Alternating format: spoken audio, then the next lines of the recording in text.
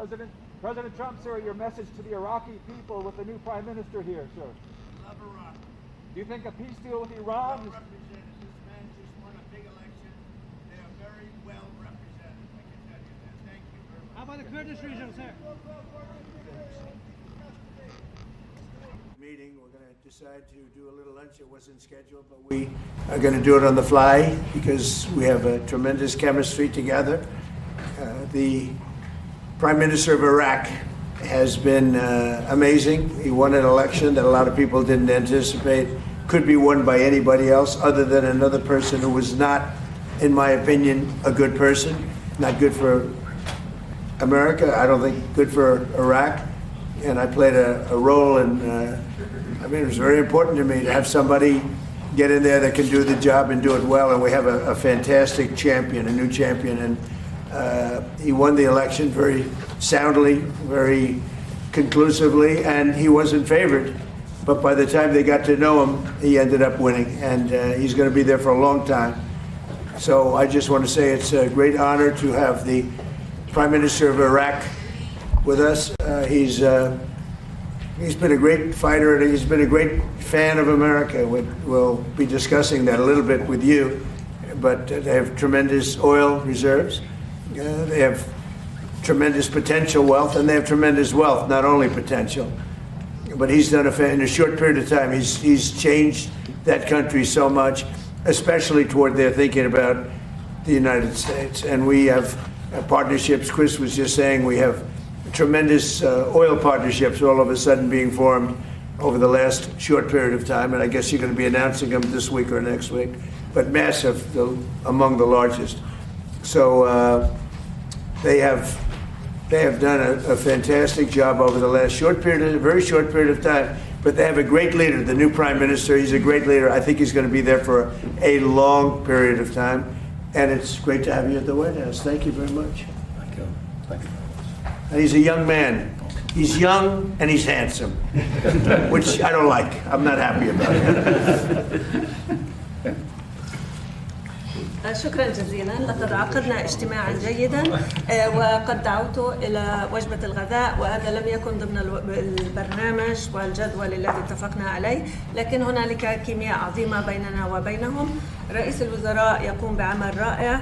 أنا لم يتوقع أحد أنه سيفوز في هذه الانتخابات، لكن المرشح المضاد له كان شخص لم يعجبني ولم تكن لديه آراء جيدة تجاه أمريكا، لكن كان من المهم جدا لي أن تفوزوا أنتم في هذه الانتخابات، وأنتم تقومون بعمل رائع جدا. والآن لدينا فائز جديد لم تكن حظوظه كبيرة لكنه مع ذلك نجح في هذه الانتخابات.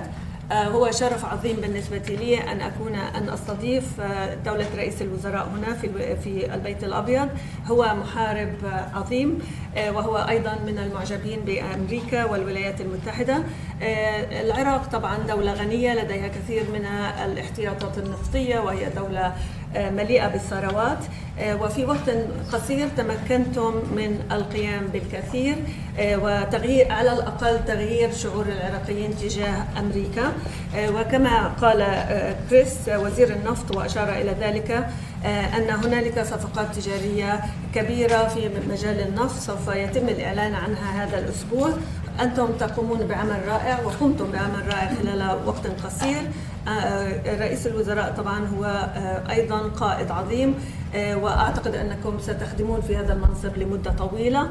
طبعا أنتم في مقتبل العمر أنتم شاب أيضا ووسيم، وهذا طبعا لا يعجبني، لكن مع ذلك يشرفني أن أستضيفكم هنا. Please, Mr. President. Thank you. أشكر حفاوة الاستقبال إلى فخامة الرئيس دونالد ترامب. Thank you for the warm welcome by His Excellency President Trump. وهذه هي زيارتي الأولى This is my first visit إلى الولايات المتحدة to the الأمريكية. United States of America.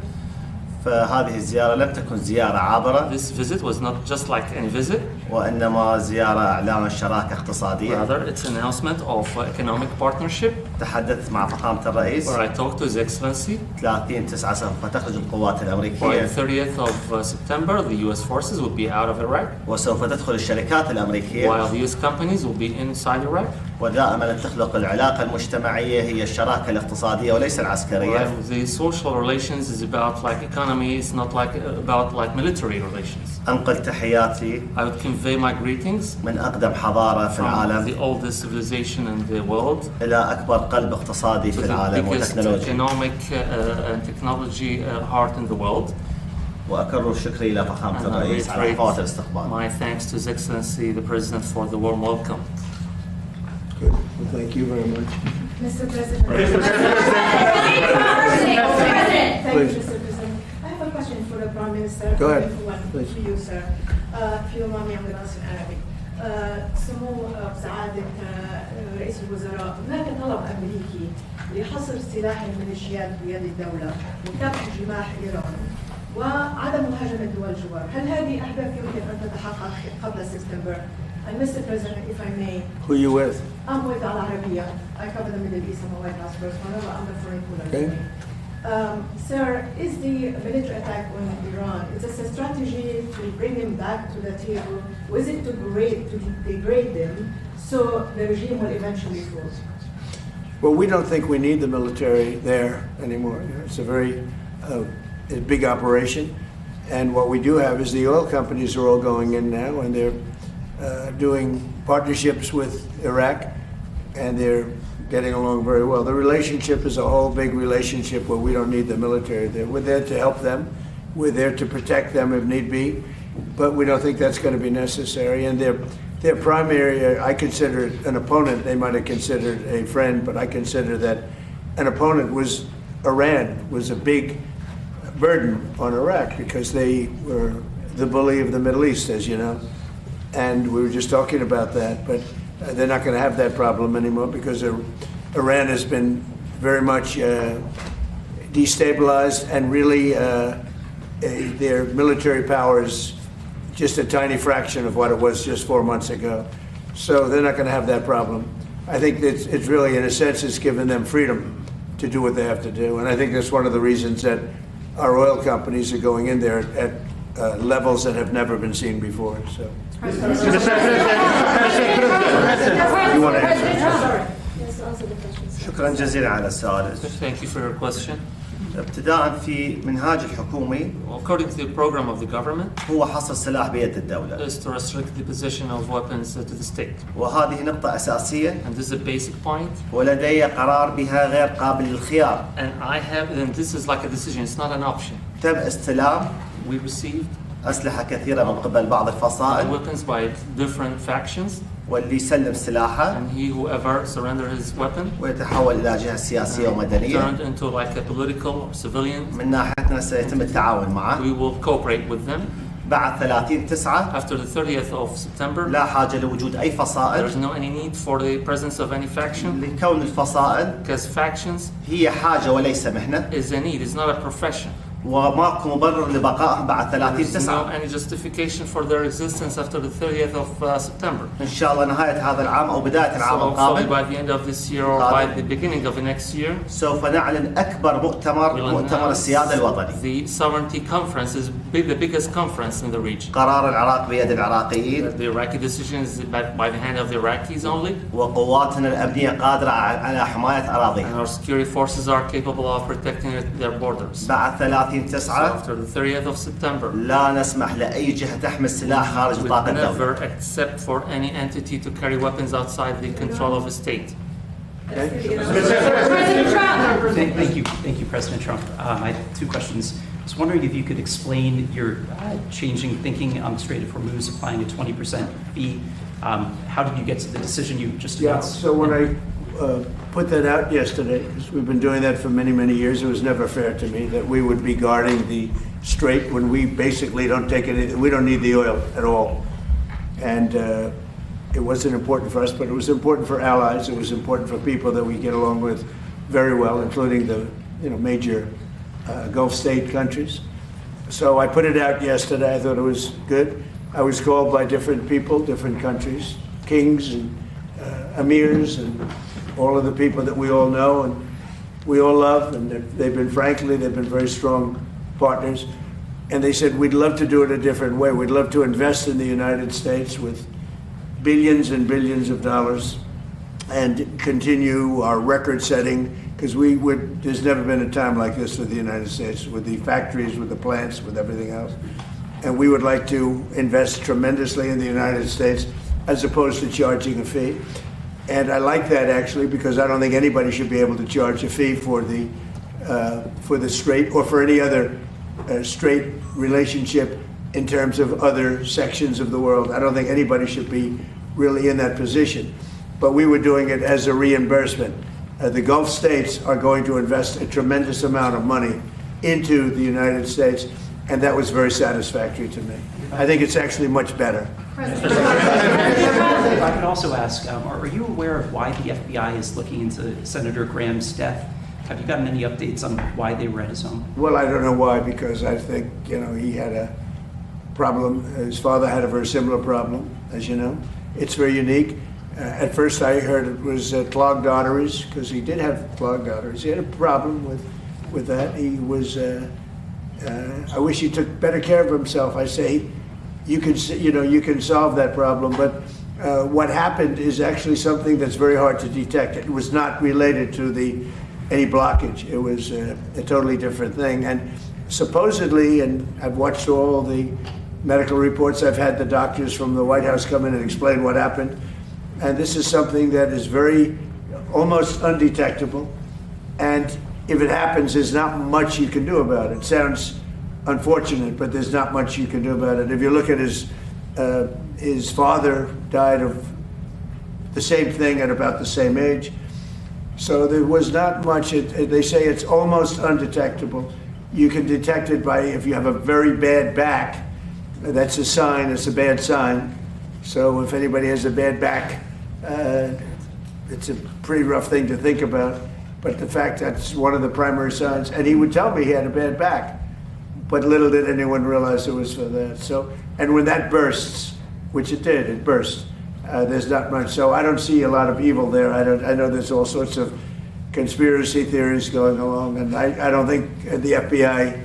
I think the FBI is wasting their time if they're doing that. Just on the prior question, the Hormuz Strait toll idea for you, that's dead now. That's completely gone. No, I just told you. You have Saudi Arabia, UAE, Qatar, Bahrain, and Kuwait, primarily, and then others. I spoke to all of them, and they would love to invest more money in the United States at record amounts, and that would be very acceptable. And this way, there's no fee. I don't like the concept of a fee, but at the same time, it's not fair that we're protecting this strait for the entire world, for China and everyone. I don't mind protecting it for China. I don't mind protecting it for anybody, but it's unfair that we're not in somehow compensated. And we've been doing this for many years. It's bothered me 25 years ago. It bothered me. During my first term, I was doing things like you have to invest in the United States. But by doing it that way, there's no fee. They're investing and they're getting a return on their money, and it's good. But they're going to be making massive investments into the United States, and I like that much better. President Trump. Can I ask you a bit about the meeting you had today, whether you discussed OPEC? There's been some reporting that Iraq is pushing for changes to OPEC, a larger share, meaning that they might consider leaving it over. The gentleman right here, because here he is. Would you like to know about it? Are you considering, Mr. Prime Minister, leaving OPEC, or are you pushing for changes within it? And Mr. President, would you support his, well, I support him. I supported him very early I endorsed him, something I rarely do, but I've had great successes endorsing. We just had Colombia, which was a big one. Argentina was a big one. We had many. I've endorsed, I think everybody I've endorsed from a foreign standpoint, they just win. Yeah. And, I've been hearing great things. I'm a student of a lot of history, and I do know a lot about the history of Iraq, and I've watched what was happening in Iraq with the elections, and I put a very strong endorsement out because I was very unhappy with the man that was supposed to win the election. And this great gentleman, I think he's going to end up being a great leader. He won. So I'm very happy about that. As far as OPEC, that's his decision, and you might ask him that question. لا أوبك احنا أحد البلدان المؤسسة We لها، are one of the countries that established OPEC. لكن نريد حقنا وحصة منصفة للعراق. However, we need like a fair share for Iraq. العراق حارب داعش Iraq fought ISIS والإرهاب بأجمعه and terrorism at all. وبدعم الولايات المتحدة الأمريكية. Support of the United States of America. وهذه الحرب مع داعش This fight with ISIS كلفتنا نفقات كبيرة cost us like huge amounts of money. ودمرت البنى التحتية And العراقية. destroyed the Iraqi infrastructure. مقدار الضرر اللي أصاب The العراق damage that really was against Iraq أكثر من 400 مليار دولار. is more than $400 billion. لليوم بعض العراقيين مدن مدمرة Until today, like some Iraqi cities are totally destroyed. ويسكنون في They're مخيمات. like living camps. والآن لدي خطة أعيدهم إلى دورهم. I have a plan to get them back to their homes. نريد حصة منصفة We للعراق، need لا, a fair share. لا أكثر من We ذلك. need a fair share. Because if you remember, even though I was a civilian and had no thought of running for president, I get a disproportionate amount of publicity, as you probably heard. And I used to say, don't go into Iraq. Don't attack Iraq. Frankly, they attacked the wrong country. And they did a lot of damage. Yes. Thank you. Given how the Iranians have been behaving, do you have any regrets about lifting the naval blockade or giving the sanctions No. waivers? No, I gave them a chance. I wanted to give them a chance at making a deal. You know, we had a deal 2 days ago. It was done. And then all of a sudden, they couldn't do it. They didn't like something about the deal. They couldn't do it. And they shot first, and that was a big mistake that they shot first because we have been knocking the hell out of them. They're very difficult people. 47 years we put up with it. The SS Cole, you go back all the way, thousands of people, thousands of Americans were killed, a lot of soldiers were killed. A lot of soldiers are walking around or not walking around. I mean, they've been so badly injured. The arms, the legs, the face, with the Soleimani, with the bomb. They call it the roadside bomb. Most people call it the roadside bomb. It's a disaster.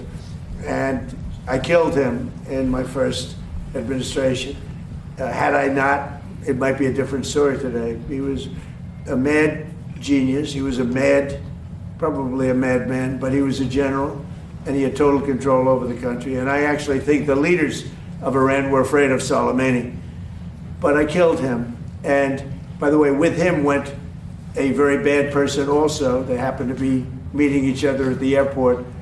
And a very bad person from Iraq happened to be, a leader of Iraq happened to be killed in that same incident. So I don't know if I did you a favor or not. I've never asked you that question. You probably would know better than me. But no, I think that what we've done to Iran is we've taken away almost all of their military capability. Question for Prime Minister. Explain. He has to hear that. A question. Go ahead. هو بيسأل عن قاسم سليماني وانه كيف تم قتله على يده في الولايه الاولى له في عندما كان رئيسا للولايات المتحده. فالفكره هو طبعا كان شخص ذكي جدا وعبقري لكنه كان شرير بنهايه المطاف. وفي حادث استهداف وقتل عراقي كان في صحبته، كانوا يلتقوا في مطار في العراق في بغداد.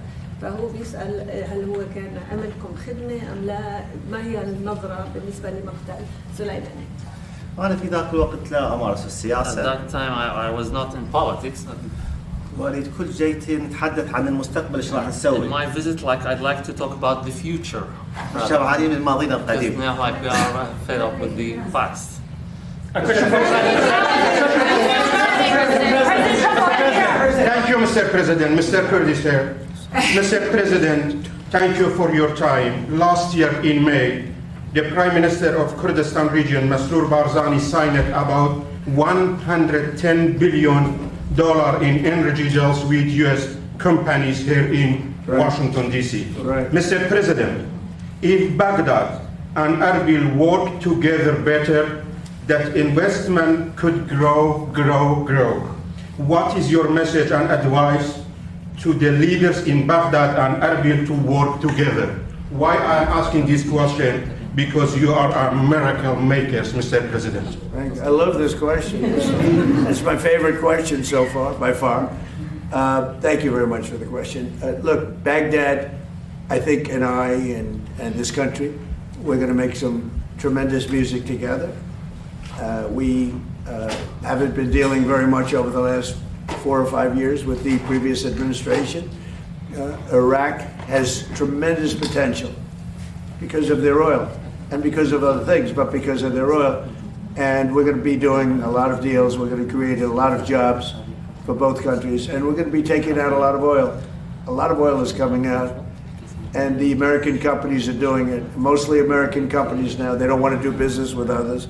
They want to do business with America, and that's good. And that's one of the reasons that I felt so strongly that this was going to be a great prime minister, and I fought for that. How would you describe your relationship with Kurdistan regional government at this time? Because Prime Minister yesterday had a statement and fully support you. كيف ترون علاقتكم مع كردستان اليوم لأنه السيد كرئيس وزراء؟ أنا أنظر للعراق جسد. I look at Iraq as a body. وكل رقعة جغرافية في العراق هي عضو من جسدي. Each part of Iraq is part of my own body. فما راح أميز عضو عن آخر. So I would never distinguish between any organ. ولا يمكن أن أقطع جزء من جسدي بيدي. And I cannot cut off any part of any organ from my own body. كردستان جزء مهم من العراق. Kurdistan is such an important part of Iraq. لا يختلفون عن البصرة وعن المحافظات الأخرى. No different than Basra and other provinces. But because such nice things were said about him, that means he likes the man that said those nice things. Thank you so much, Mr. President. I have a question for you, and I have a question for Prime Minister. The first question, Mr. Prime Minister, why did you choose the United States as your first trip abroad?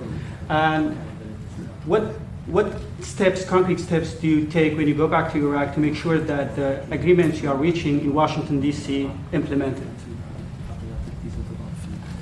أنا ورثت بلد ثقيل. I inherited such a heavy burden country. وأنا كماجستير مالية. I have a master degree in finance. حللت الوضع الاقتصادي للبلد. I analyzed the economic situation of the country. هذا الثقل يراد معي شريك استراتيجي يحمله معي. With this burden, I need such a strategic partner to really lift this burden. وأهم شريك استراتيجي في العالم. The most important strategic partnership in the الولايات المتحدة الأمريكية. is the United States of America. فلم تكن زيارتي عابرة أو من فراغ. It wasn't just like any visit or I came out of. ولم تكن عاطفية وإنما عقلية. It's not emotional. It's about mind.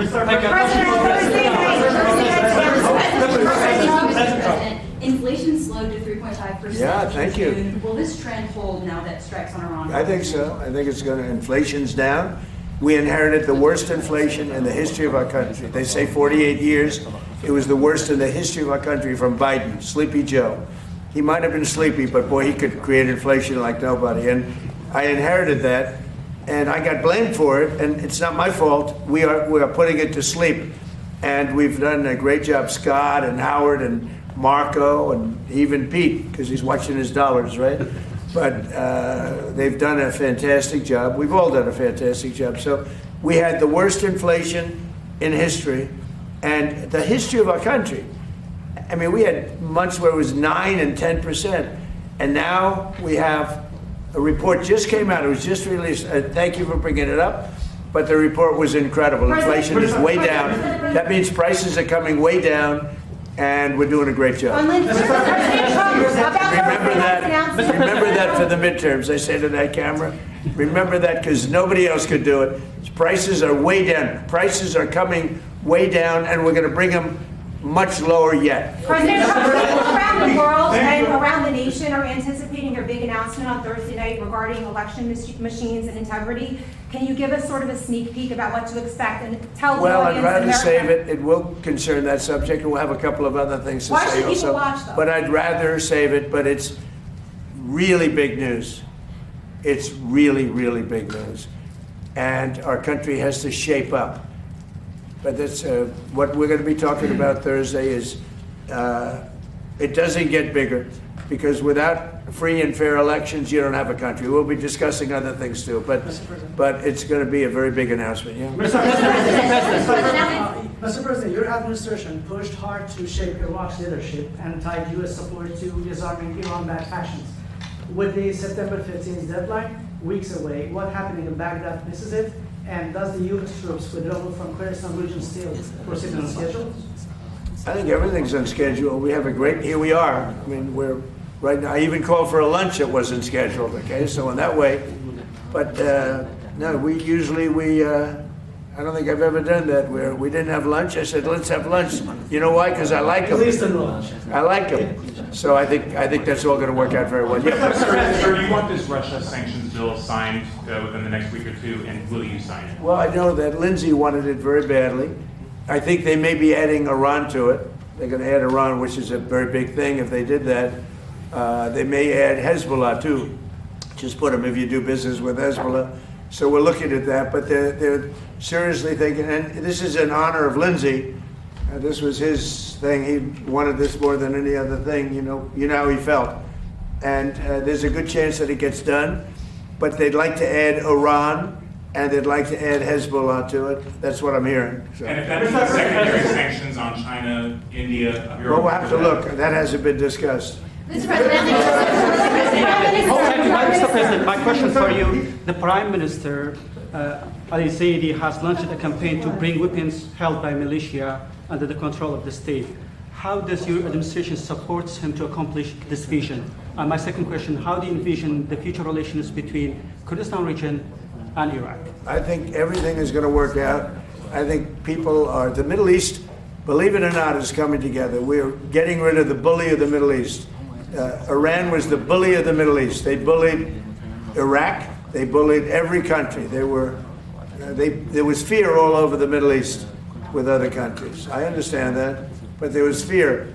But there's no fear anymore because their military capability has been knocked to hell, and there's no fear. I think the Middle East is coming together like it's never come together before. You can't have a dominant factor like Iran that would kill 52,000 protesters. You know, they killed. Nobody likes talking about that. I don't like talking about it. They killed 52,000 protesters. So the bottom line, all regions, I believe, are coming together. And I think this is going to be one of the great leaders right here. It's going to be one of the great leaders in the Middle East. Go ahead, please. Just explain that, please. أعتقد أنه الآن الشرق الأوسط قد تم ترتيب أوضاعه لأنه إيران ضعفت الآن وهي كانت تتنمر على الجميع، فالآن انتهى هذا الدور ولا يمكن أن نسمح لقوة واحدة أو بلد واحد بأن يهيمن على كامل المنطقة. يعني الناس يغفلون عن أن إيران كذلك الحكومة الإيرانية قتلت 52,000 متظاهر في إيران.